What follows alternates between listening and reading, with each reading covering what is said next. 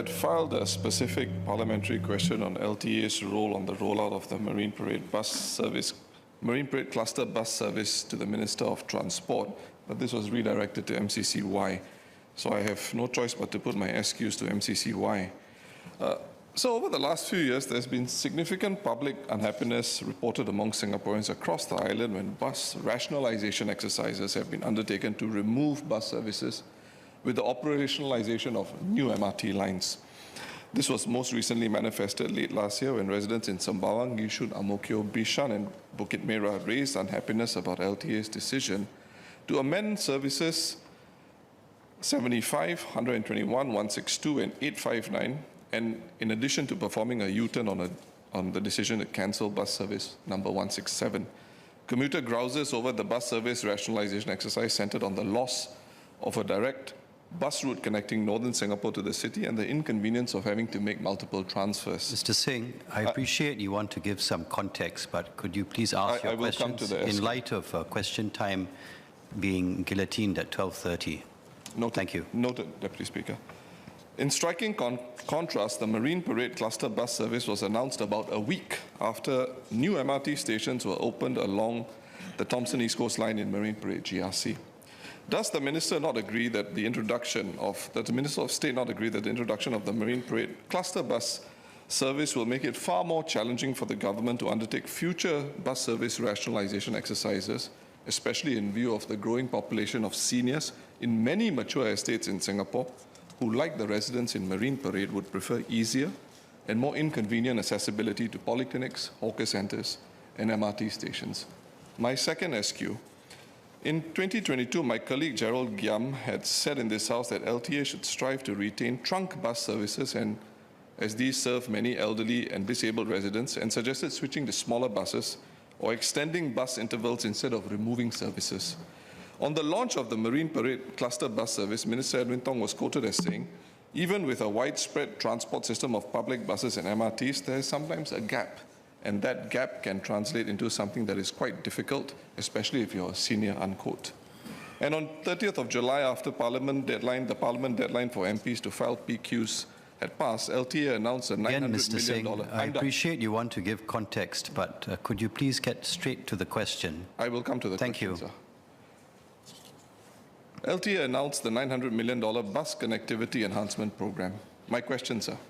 In view of Singapore's growing population of seniors, where 1 in 4 Singaporeans will be 65 years of age and above by 2030, does the Marine Parade cluster bus service open the door for LTA to introduce similar cluster services elsewhere in Singapore through the public transport system? And if not, what does the launch of the Marine Parade cluster bus service say about the government's approach to equity and fairness in the use of taxpayer-funded grants to serve Singaporeans? Thank you. Thank you for your indulgence. MOS Tan. So I thank the Leader of the Opposition for his SQ. With regards to the broader connectivity questions, might I ask the member to file a separate PQ to LTA? But given that this, yes, but for a larger perspective on connectivity issues, but let's focus on the Marine Parade bus shuttle, because members have all filed related questions on the Marine Parade bus shuttle. And let me, as MCCY, explain why this bus, the context of this bus shuttle, and I'll leave in their separate, if there are separate questions with regards to LTA and MOT from a wider national perspective, to file those specific to MOT and LTA. So let me provide that context. First, this is a ground-up initiative. It's a ground-up initiative, very similar to other kinds of ground-up initiatives that the CDC supports.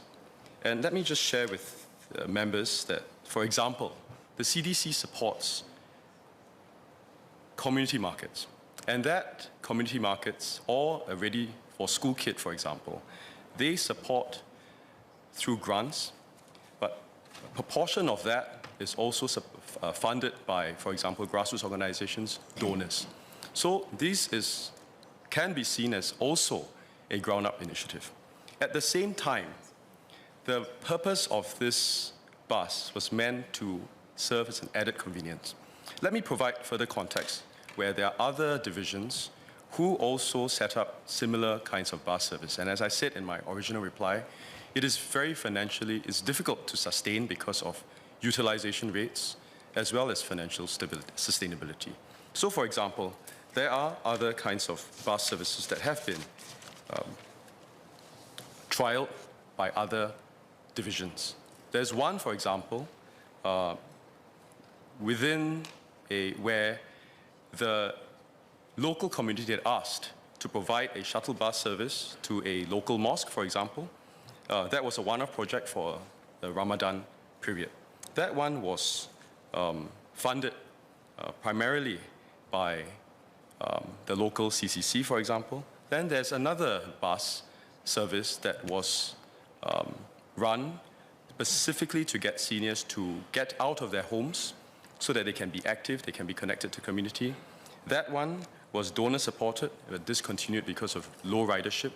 And then there's others where it was a bus service to help seniors to get vaccinated. And that is fully sponsored by sponsors. So these are the different kinds of bus services that are available or that have been set up by the local divisions. Now, for this particular pilot, as I mentioned in my reply, CDC will review this after 1 year and determine whether this works, and then we'll consider whether it is suitable for other divisions. Thank you, Mr. Deputy Speaker. I just wanted to respond quickly to two of the points that Mr. Pritam Singh mentioned earlier in his questions. First, as MOS Alvin Tan mentioned, this shuttle bus at Marine Parade is a pilot community initiative. It is therefore separate from the public transport network. So when we responded earlier to Mr. Gerald Giam's suggestion to have shuttle buses be part of the public transport network, we explained that that would not fit well because you would still need to hire a driver and the capacity may not be enough to run as a public bus, part of our public transport network.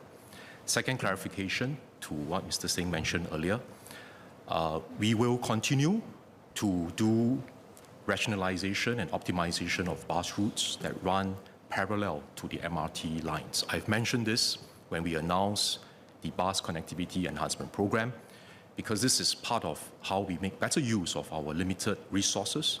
So the savings from the optimization of the bus routes, the long trunk routes, can then be used to support new bus services that are needed because we have new estates coming up in different parts of Singapore. But our assessment is that doing that alone would not be adequate because we have more demand than what we can rationalize, and therefore we are pumping in an additional up to $900 million over 8 years to be able to support more buses, hire more bus captains, so that we are able to meet the connectivity needs of our residents in both existing towns, but also in the newer estates. Thank you, sir.